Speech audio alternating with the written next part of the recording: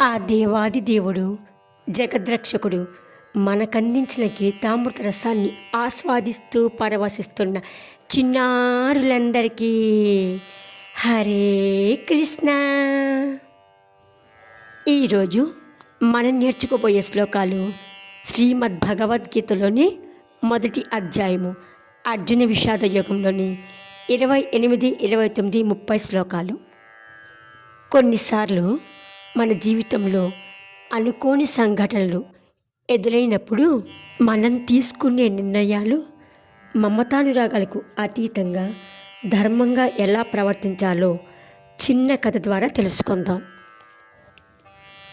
ఈ శ్లోకము సంజయుడు కురుక్షేత్ర మహాసంగ్రామంలో ఏమి జరుగుతుందో తన దివ్య దృష్టితో చూసి ధృతరాష్ట్ర మహారాజుకి వివరిస్తున్నాడన్నమాట. కురుక్షేత్ర మహాసంగ్రామంలో ఇరు సైన్యముల వారు యుద్ధానికి సన్నద్ధంగా వారి శంఖములను పూరించి అస్త్రశస్త్రములను ధరించి యుద్ధాన్ని ప్రారంభం చేయబోతుండగా అర్జునుని కోరిక మేరకు ఆ దేవాది దేవుడు జగద్రక్షకుడైన ఆ కృష్ణ పరమాత్మ అర్జునుడు అధిరోహించిన ఆ దివ్యమైన రథమును ఇరు సైన్యముల మధ్య నిలబెట్టి, ఓ పార్థ, యుద్ధానికి సన్నద్ధంగా ఉన్న ఈ కౌరవ వీరులందరినీ ఒకసారి పరికింపము అని ఆ దివ్యమైన రథమును భీష్ముడు, ద్రోణుడు మొదలగు ప్రముఖ రాజుల ఎదురుగా నిలబెట్టాను. అప్పుడు అర్జునుడు మమతానురాగాలు పంచి ఇచ్చిన తన తాతగారైన భీష్మ పితామహులను, తనకు అస్త్రశస్త్ర విద్యలు నేర్పి ఒక యోధుడిగా తీర్చిదిద్దిన తన గురువైన ద్రోణాచార్యుల వారిను, కృపాచార్యుల వారిని, మేనమామైన శల్యుణ్ణి మరియు తన స్నేహితులను, అన్నదమ్ములను, ఎంతోమంది బంధువులను చూసి కరుణ నిండిన హృదయంతో మమతానురాగాలు ఉప్పొంగగా శోకతప్త హృదయుడై సకల జగత్తుకి రక్షకుడు ఆ దేవాది దేవుడైన ఆ కృష్ణ పరమాత్మతో, ఓ కృష్ణ, నా అవయవములు పట్టు తప్పుచున్నవి,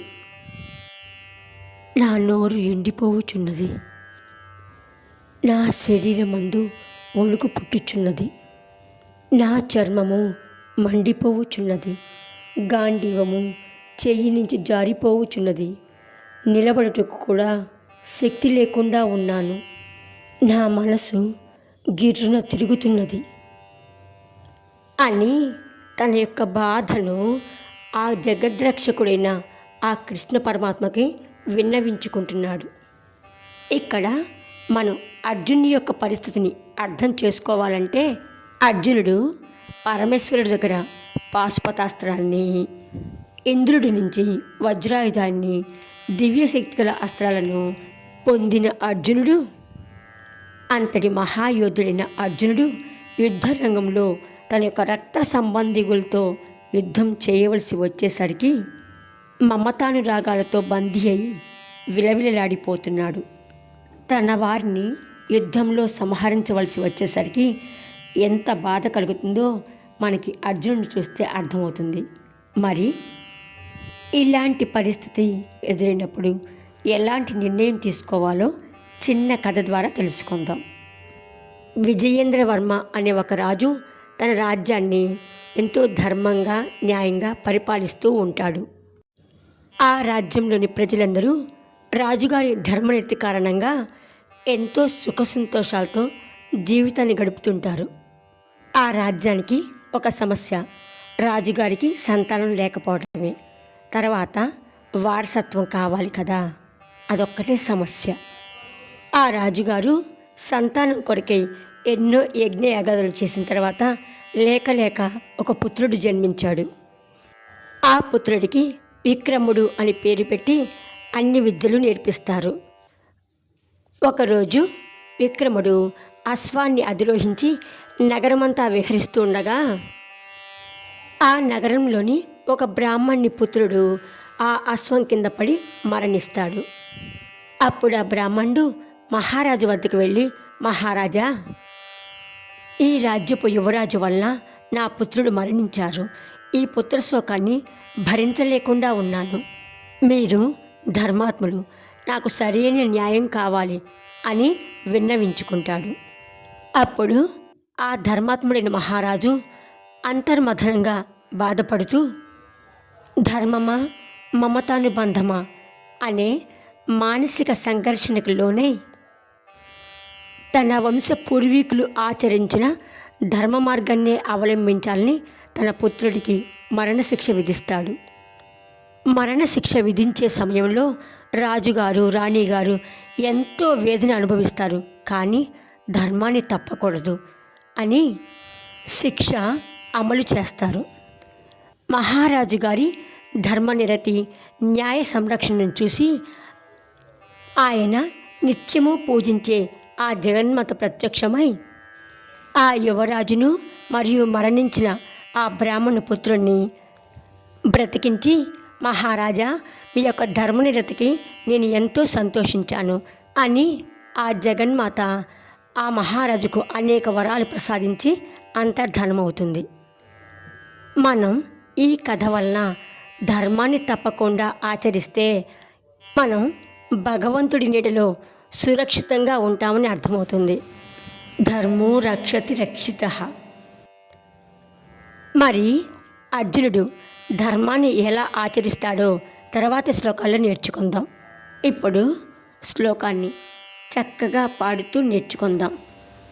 కృపయా పరయావిష్టో కృపయా పరయావిష్టో విషీదన్నిదమబ్రవీత్ విషీదన్నిదమబ్రవీత్.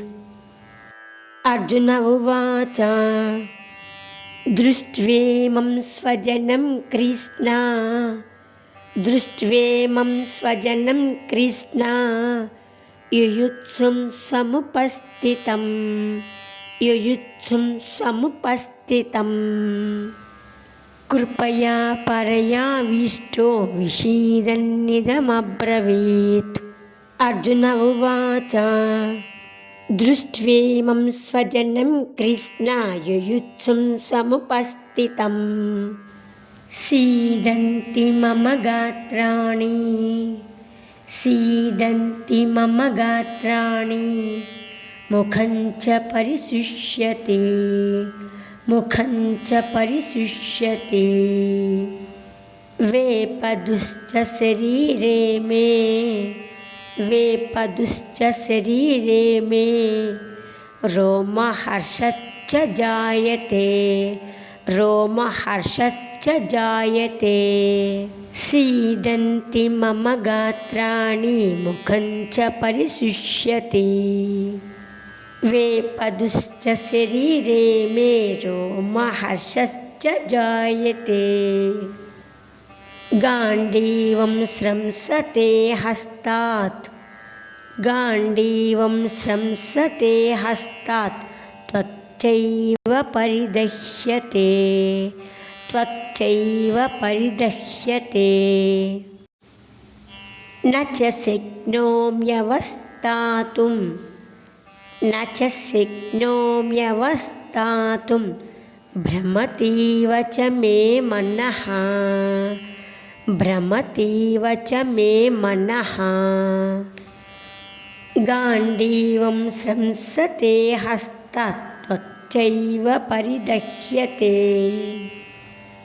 న చ శక్నోమ్యవస్థాతుం భ్రమతీవ చ మే మనః.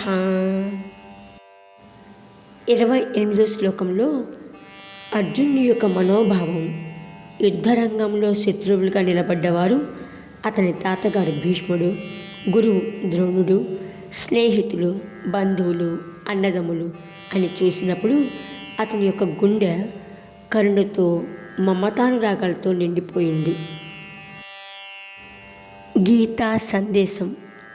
మన జీవితంలో కూడా బంధుత్వము, అనురాగము, ఆధర్మము ఒకవైపు, ధర్మం, న్యాయం మరొక వైపు ఉన్నప్పుడు బలహీనత మనసులోకి రాకుండా ధర్మాన్ని ఎంచుకోవడం నిజమైన కర్తవ్యమని గీత ఉపదేశిస్తుంది.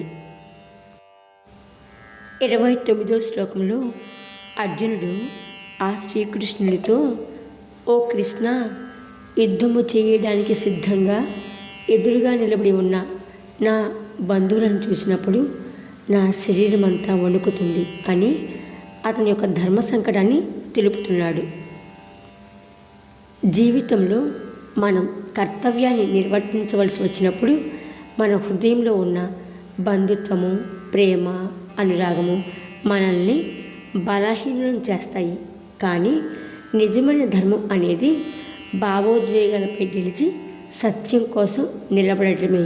ఇదే గీతా సందేశం. 30వ శ్లోకంలో అర్జునుడు తన స్థితిని శ్రీకృష్ణ పరమాత్మకు ఇలా వర్ణిస్తున్నాడు.